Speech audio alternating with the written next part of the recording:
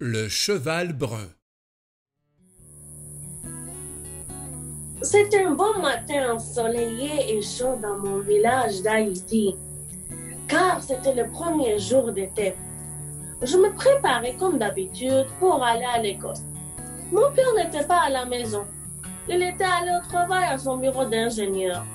C'est lui qui m'emmenait toujours à l'école. Et si ce n'était pas mon père, c'était mon oncle. Mais lui aussi n'était pas là. Et c'était bien rare.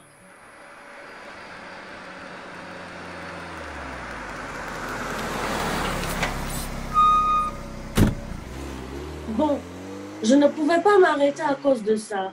Donc, j'ai pris un taxi noir pour m'y rendre. En arrivant à l'école, je parlais avec mes amis et on se racontait des blagues comme toujours. Quelques heures plus tard, l'école est terminée. Mon père n'était pas encore arrivé parce que lorsque commence son travail tôt, il revient tard à la maison. Si ce n'était pas lui, c'était mon oncle. Mais lui aussi, ce n'était pas là. Donc, j'ai pris la route tout seul à pied.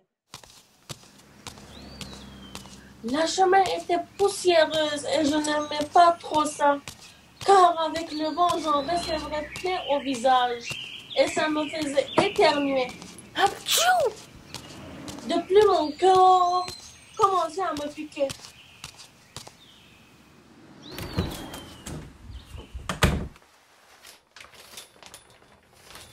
Quand je suis arrivée à la maison, j'ai tout de suite pris une douche tiède, mais ça continuait de me piquer à partir des pieds jusqu'à genoux. Après quelques heures, il y avait des taches blanches qui apparaissaient sur mes peaux. Wow! Quand mes parents m'ont vu, ils ont dit que le lendemain, ils m'amèneraient à l'hôpital parce qu'ils ne savaient pas de quel type de maladie il s'agissait. Le lendemain, j'ai pris mon déjeuner habituel, du pain à œufs. En créole, ça veut dire que c'est du pain aux œufs. Je suis allée prendre de l'air dehors avant de partir. Je me suis rendue dans une petite forêt près d'une usine. Ce lieu rempli d'arbres était magnifique. Il y avait des champignons sur le sol ainsi que des fleurs vertes et roses. Ça sentait la liberté. Il y avait aussi des animaux de la ferme là-bas, comme des chats sauvages et des chèvres. Soudainement, sur une petite montagne, j'ai vu un cheval brun pâle avec une crinière noire. C'était une femelle.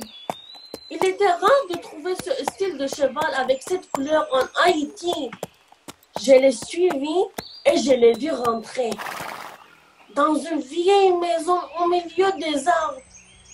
Je suis rentrée et j'ai entendu une voix qui a parlé doucement. Qui c'est que tu viens faire ici, mon petit? En regardant bien, j'ai vu un vieillard assis sur un fauteuil berçant dans son salon. J'avais un peu peur parce qu'il ressemblait à un sorcier. N'aie pas peur, mon petit.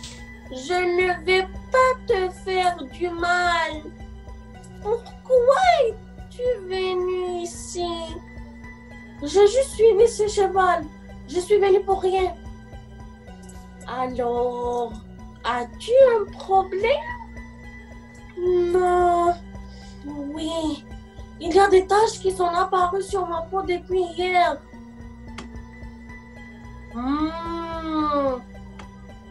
Je peux faire une potion magique pour ça. J'ai les ingrédients.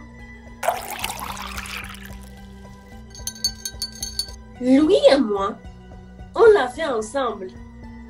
Puis, il m'a donné une cuillère de cette potion. Et après, les taches ont commencé de disparaître. Puis, il m'a donné la reste de la potion dans une bouteille. J'ai remercié cet homme et le cheval pour tout.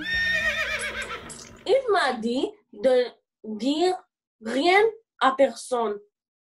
Mais maintenant, je réalise ce que je voulais dire.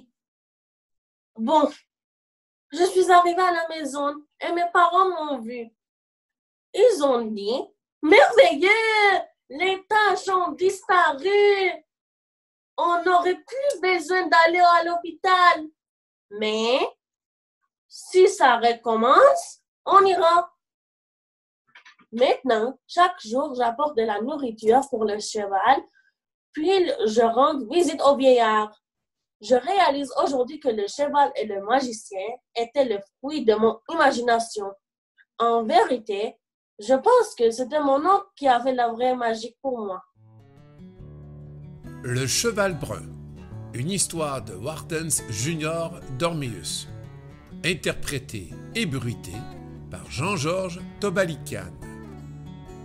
La réalisation de ces légendes en balado a été rendue possible grâce à Vision Diversité et le Centre de services scolaires de Laval.